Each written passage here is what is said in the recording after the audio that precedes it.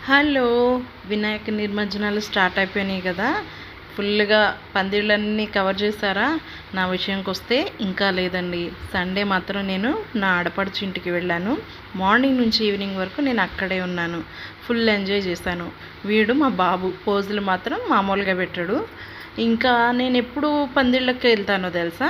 నిమజ్జనం 11వ రోజు అవుతుంది కదా! సో, నేను 10వ రోజు అట్లా ట్యాంక్ బండ్ వైపు వెళ్తాను.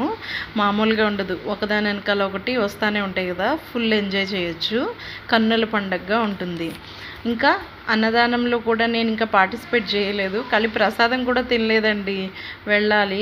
ఇంటి దగ్గర కూడా ఒక అన్నదానం జరుగుతుంది. విజయవాడలో అయితే నేను అన్నదానం చేసేటప్పుడు అక్కడ ఏదో ఒక హెల్ప్ చేసేదాన్ని. కానీ నాకు ఇక్కడ అంత పరిచయాలు లేవు. సో, నేను పార్టిసిపేట్ చేయట్లేదు. మా ఆడపడుచు ఇంటికి వచ్చినప్పుడు అయితే వానలో తడుస్తానేమో బండి మీద అనుకున్నాను. కానీ విచిత్రం ఏంటో నేను వచ్చిన తర్వాత వాన పడింది కానీ నేను జర్నీ చేసినప్పుడు వాన పడలేదు.